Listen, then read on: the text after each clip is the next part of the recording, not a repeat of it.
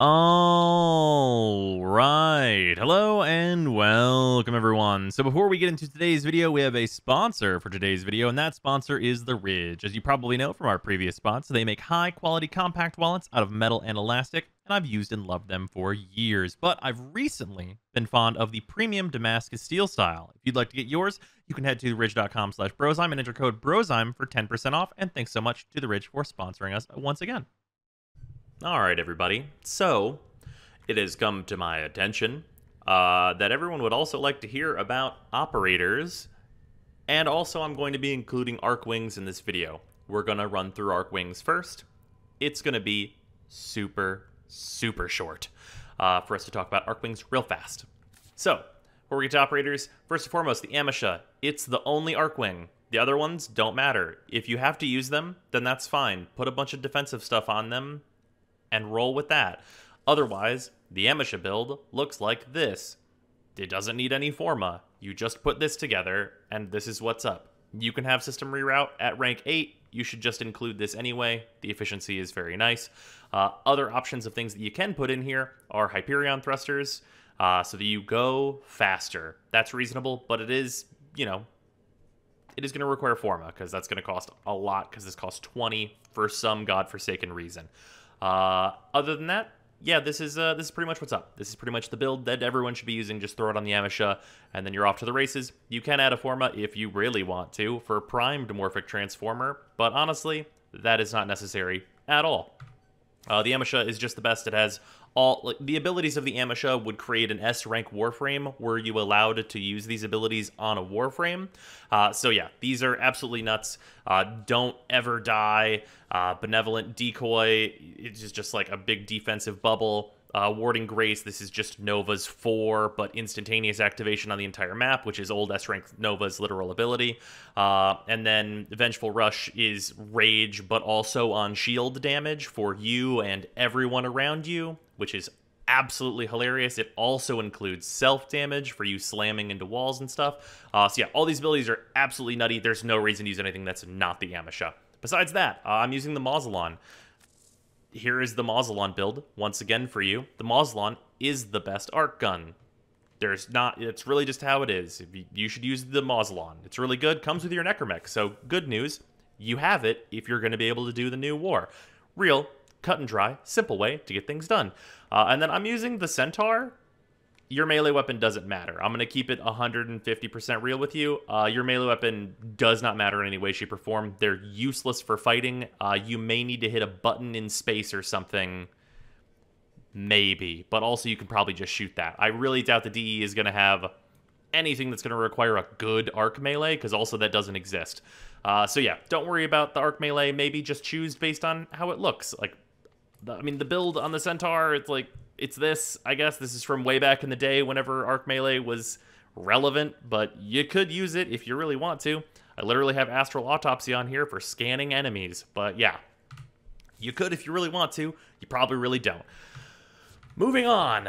Let's talk about operators, and I'm going to walk slowly back here to the operator room because, I want to warn you, after we go over the relevant gameplay things for operators, I am going to have some words to say about operators and how they look and fashion. So that's going to be your whole big warning up front. We're going to go over the gameplay relevant things first. Okay, operators, first and foremost, focus. I am done with focus. But the vast majority of people, I'm going to go ahead and say, are not done with focus. So I'm going to tell you how focus works on the simplest way imaginable. Choose ZENURIK. This is what everyone should have done.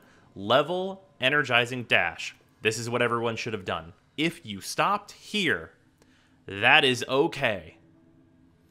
If you got ZENURIK, leveled Energizing Dash, and then never gave one single fuck ever again, I think you're in the majority. The vast majority, that's almost certainly where you are if all you ever leveled was Energizing Dash. Hell, even if you only got Energizing Dash to like 3 or 4, you're probably in the majority. Outside of that, let's talk about a couple useful things that if you went further, you can have for your operator Void Siphon plus Void Flow. These give you a lot more energy and energy regeneration. That's very nice. Energy Pulse also gives you more energy when you pick up energy. That's very nice. Temporal Blast. This is an 80% slow that comes from your operator that is not negated by almost any enemy, and that can come in handy sometimes. And then Inner Might. This creates some heavy attack builds that are called hybrid builds, where you utilize this plus focus energy, and you get usually it's a corrosive heat build, but sometimes it's just corrosive. You get a corrosive melee build that can heavy attack and only lose 10% of its 10% of its combo whenever it swings. This is also useful. That's the useful stuff in the ZENURIK tree. When you branch out of that, you're getting into a big farm. Warning, big farm, NARAMON. From there, you should go get Mind Sprint and Mind Step. If you've ever seen my operator teleport around at speeds that don't make sense to you, these are the two things that are causing it. And more specifically, it's actually just Mind Sprint. But Mind Step also just makes you a little bit faster just on your running around, which is also okay. Realistically, Mind Sprint is the one you're actually looking for. Also, noted, these two names have been inverted since they released. They don't do what they say. This is literally the sprinting one, and this would literally be the dashing, which would be stepping from place to place. Anyway, doesn't matter. So those are the important ones here. Anything else in this tree, you do not have to give a shit about. We all just use ZENURIK. And then every other tree, you could go get the passives. Of the passives, the most useful ones, for quest gameplay anyway, are going to be the ones in VAZARIN, because these just give you a bunch more health, and more notably, give you health regeneration so that you heal back up whenever you take damage that you're almost certainly going to take as an operator.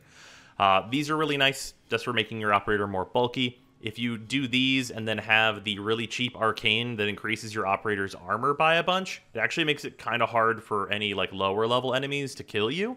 So that's a nice little thing. Unairu, this just gives you armor if you get the Basilisk Scales, and increasing Void Blast radius is whatever, super whatever abilities there, don't worry about it. And then Madurai, these are better energy regeneration for your amps and your Void Beam, and then just increased general ammo as well. This is really nice as well. So if you can go get this, this is good for just shooting dudes with the amp. That's going to be good for that. You do have to level these all the way up and unbind them, which does require Eidolon hunting, but if you're even considering doing any of this farm, you already know how to do that. So yeah, for focus, that's pretty much the important stuff. Moving on, equipment. Now, the best arcanes are Elevate and Lockdown. I think that's pretty objective. Elevate is a heal for whenever you transference into your Warframe. You get a 95% chance to get 300 health. You can spam this and heal yourself to full at any time. Really, really nice, just general use healing. If, for whatever reason, I don't know, if you've got an inkling that we're not going to be in our Warframes and they're going to get destroyed or something, and it'll just be our operator, because it kind of shows that in the trailer, some people seem to think that, then you should instead go with Husk. This is the most solid EHP increase for your operator, because the armor is actually more valuable than the health, and some of that is due to VAZARIN giving you the healing, which is worth noting. But yeah, Magus Husk is the one that you're going to want to go grab, just get this up to 5, and you can go and do that. I haven't even, I got all the ones I needed, but I literally haven't even leveled it yet because I never used this thing. But that is definitely an option for you, should you choose to go with it. The other really, really good arcane is Lockdown, and I think there's basically no excuse for not running this one. Even if you only have a rank 1 or 2, this thing is amazing. This is the general usage in Warframe. It's the meta call for Disruption, because this works on Disruption targets and does not get nullified by their AoEs. This just stuns enemies for a good amount of time. That's all it does. It just stuns a bunch of enemies in an AoE around you. That's useful for a million different reasons whenever your operator has to use their dinky little amp. So whenever you can't kill everything instantly, you should make it so everything can't kill you, and that's exactly what Magus Lockdown does. Very useful tool to have in general. Amps. Okay. For amps, there's a big discussion here.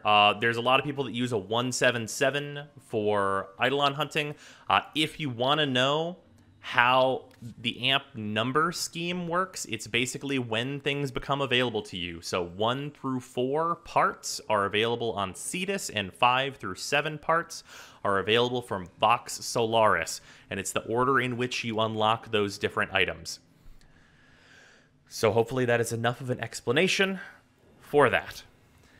With that, basically every good amp ends in 7. So if we look at this, this is the Certus Brace, the Propa Scaffold, and the Clamora Prism. This is a 777. So pretty much any good amp is going to have the Certus Brace, and those are going to be your higher end stuff just by default because this is the critical brace. The Propa Scaffold is the second slot. Just so you know how this works. Primary, secondary, bonus. That's what these basically translate to. Once you have your scaffold and your brace selected, whether you want a Loadout brace, which is the other, in my opinion, good brace, and it's the other one that's good for Eidolon hunting as well, which is notable. Any scaffold that you think you will like is fully valid. Also, if you do not want to fucking level Vox Solaris, use the Ron Prism. It is also a crit-focused prism. It is not as good as the Certus Brace. But... oh, wait, I'm sorry. This is backwards for no reason. The Loadout Brace. This changes order for no reason here. The Loadout Brace is the offset to the Certus Brace. So if you can't get the Certus, or don't want to go get the Certus, go with the Loadout. That one's definitely going to be better. And then in terms of what I use, personally... I like a 427. That is a Ron Prism, a Shroxin Scaffold, and a Certus Brace. This one is just generally very good. It's a machine gun, and it's got basically like a little grenade launcher on it. Very solid, critical focused, easy to use. It's going to be valid in pretty much any context that we have to use it. Do I think you're going to need an amp at all for this quest? Absolutely not. No way, no how. I doubt most players have anything beyond a 111, if they even have something that's above a moat. But if you're looking for a very, very good amp that is good in all of the content that we can use an amp in, the 427 has by far been my favorite, so I would go with this. But there's, tons of different options. Like I said, a 177 is very popular. I don't particularly prefer the 7 in the second slot for the secondary fire, the scaffold, just because I think it's kind of clunky, but it is very good for hunting Eidolons, so there's that. But yeah, other than that, for your arcanes for your amp, presuming you have an amp, Virtuous Shadow is pretty much the best. Like this, it's pretty much just going to be this. There's like some argument for, which one was it? There's one that's on kill. Yeah, there's some argument for Virtuous Null, because this gives you a bunch of energy regeneration for your amp, which basically translates to infinite ammo. So you can option select into this if you think we're going to be killing a lot of guys. And with our operator in the new war, the Virtuous Null, this is like a reasonable get as well. Just so you don't have to sit there and wait for your gun to reload. Obviously, Virtuous Shadow also very useful in Eidolon hunting though. So yeah, that's all the stuff that is going to be related to the actual usage of our operator in gameplay. Now, we are going to talk about how the operators look. First and foremost, this is all opinion. I don't give a shit what you make your operator look like. If they look like Fred Flintstone or Shrek, great. By all means, please do that. I have attempted to make my operator look okay, and we're going to talk about all that. So first and foremost, if you want to just like copy paste the face that I'm using here, there's no numbers associated with any of these goddamn faces, so we're going to do this in the shittiest method possible. Fair warning.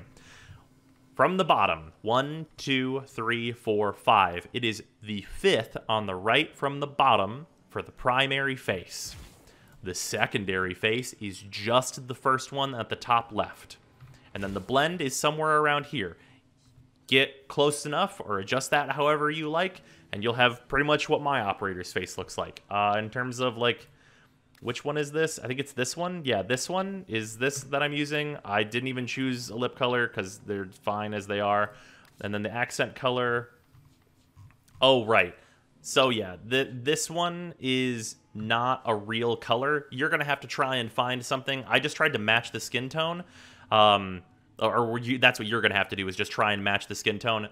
This is from a long lost time, whenever you could go in here and right click these, and then it would add it to your favorites palette, and then you could click it from here in order to choose it as your accent color, in order to like get rid of like all of the weird makeup that they have. Try and get some equivalent of that, basically, is my advice. In terms of hair, we have basically, this is the only good hair in the game. And that is a for me, as there are like a couple others that are okay, but they are very much not my style. And even this one is not what I would prefer. This is like a very normal haircut that is going to work on like pretty much any operator, like male or female. It's like pretty much going to be fine, I think. And it colors well, and it attaches to the operator's head in a way that makes sense, and most notably, for cutscenes, I think looks good from the front. There is the old hair that used to be good, where you now look like a balding Raimi Peter Parker. And it's like got all this weird see-throughness, and it's very, very bad now, and this used to be a good hair. This one also is like, you can just see into it in like a lot of angles, and it's bad. Basically, all the old hairs have that problem, except for like this one, I think. But this one looks like this, so it's not good. Same with the mohawk, you can just like see right into it. It's not very good. This one too, there's just like a million angles that it's literally see-through. These new hairs would be good, but they don't appropriately attach to any of the operator's skulls. Like, you can just see underneath them. And yeah, this is... like, these would be the hairs that I would probably prefer to use, but it's very bad here. Like, this is not good. Unfortunately, they don't just, you know, very cleanly, you know, go on the operator's head like this one does. But that's how things are. The other hairs that are fine, this one's fine. Like, if this is your style, go for it. I think these, like, if this is the style you're looking for, I think these are actually pretty good. Like, for what the style is that they are. Not my preference, but I think these are actually, like, of, like, okay quality. Because you can't usually tell on the left that it's not connected unless you're at some pretty specific angles. Like, they're okay. This one, if this is your style, this one is the other one that looks really good. This one, like, connects to the operator's heads appropriately and looks nice. Notable, this big metal piece that's in the hair is not able to be recolored, though, which is unfortunate. And then this one, if this is the style that you're looking for, also looks pretty good, except for, you know, the lighting on the operator's head can be kind of weird in some cases. But yeah, that's pretty much all there is here. This one also is fine. If this is the style that you're looking for, also fine. And this one, if this is the style you're looking for, also fine. But most of them, like even this one, like what is this? These look good too. The dreads also don't really have problems, so these are like fine. These are good. Like if this is the style that you're going for, like there are good options here. But in terms of like hairs like this, you pretty much have this one, which is a little over the top for me. For any like straight hair is pretty much just that one and this one, and everything else is kind of a wash, unfortunately. So yeah, good luck picking a hairstyle that's not like one of those 5. Have fun. Also worth noting, you're pretty restricted in terms of your actual like hair color choice, because I think it's this one. Yeah, you can see that even on this hair, if you don't choose a very dark color, you get some weird shit like this, where your character has scurvy. So yeah, you know, you'd think there wouldn't be a large difference between these two colors, but my character gets scurvy whenever I choose this one. So I guess that's just a thing you'll have to deal with if you like a slightly lighter shade of brown as opposed to this one. But, you know, here we are. But yeah, that's what's going on with hairstyles. Now let's talk about clothing options for the operator. So I have fewer and also more, but I'm not going to go into the more complaints about operator outfits. I want to take this as an opportunity to show what I'm going to be using, which is this, and then also some suggestions for those of you that want your operator to look kind of nice, but also don't want to buy a prime set of operator armor, because that's like $20. If you don't want to do that, then this is going to be the part of the video for you after we talk about what I'm going to be using. This is the setup that I like personally. I'm using the Crania ephemera for anyone who's looking for it. It's the Steel Path ephemera. And then we have the Commodore Prime mask, which looks terrible up, but gives you this nice collar here, which I like quite a bit, as it kind of rounds out this particular outfit. Then I'm also using the Commodore Prime pauldrons.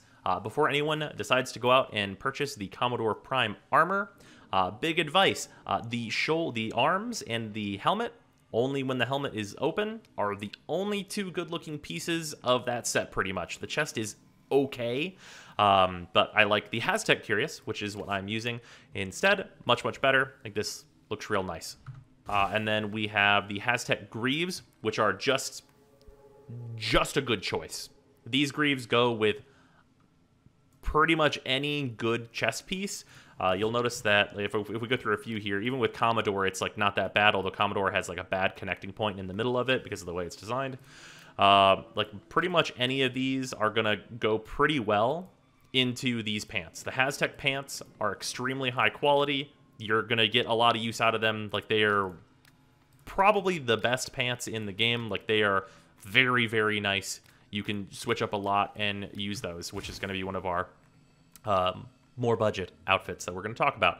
Other than that, I have the copper tassets. These are tiny and make very little difference, but I like them. So there's also that on the outfit that I use for my operator. In terms of sigils, I don't have one on right now. Also, there are animation sets for all the different schools. I doubt that you're almost ever going to see this outside of literally this menu, but they do exist if you want one in particular. I prefer the Uniru one. All you have to do is unlock the base school and you'll get its animation set, so it's actually not that big of a farm if you want to go grab a particular one of these. So that is an option for you. Now then, let's go over some other outfit choices. First and foremost, this is the one that I like the most, not counting any prime armors or anything like that. It's just this armor. This is very simple. It is smelter chest, smelter arms, and then it is the Aztec Greaves. Notable, you can just use the smelter pants on this one, and it's still pretty up there. It is really, really nice. I think that it's by far the easiest instantly look good set. Smelter is extremely high quality, and that is because it is literally just an Isaac Clarke outfit. Notable is that the helmet for Smelter, if you don't want to look at your operator in the vast majority of the time, really good. Also a really good helmet. Very dead space. Really, really good. I don't know if we're going to have like our hood forcibly opened on us during a cutscene at some point. So keep in mind that if you wear this helmet into the quest, you may have to look at this at some point, which is by no means awful. Like, it's not terrible. There's way worse hoods that are open, but like, it's also not great. So just be prepared for this hood to get flipped up, because that could happen during the quest, even if you normally want to look like this. I do think that just straight up no helmet on this setup looks really nice. Also, this is the Siblina ephemera for anyone who's wondering. I think it looks really good here. Other options besides just literally buying the Smelter setup, which is what I would really honestly suggest, is just buying Smelter if you like it. There's also the classic, just using Manduka. Manduka's pretty good. I will say, if you don't like the hood open, it's going to be a little rough to replace the hood. Because the problem whenever you remove this hood is that your operator kind of gets long neck syndrome. Like, you kind of become a giraffe. So unless you're okay with kind of being a giraffe, then you're probably going to want to find some kind of neck piece that works for you. Capra, some people like this one. It's pretty reasonable. It's like, you know, kind of like a tie. Reasonable to do. It's going to be pretty tough. There's one that some people like, but it's kind of an expensive option in terms of platinum, actually, is just the Umbra Scarf. Just the Umbra Scarf on this, also reasonable option. If you just want like a less armored look, I really would suggest Manduka if you don't have any of like the prime stuff, because I think most of the other outfits don't look very good. But yeah, Manduka, really solid. You can switch out like the headpiece if you want something a little different. And yeah, but yeah, good stuff. Just, you know, general advice for making your operator not look like they just fell out of a trash can. And yeah, hopefully that helps and that these videos have been helpful to you. And I will see you all tomorrow. Goodbye.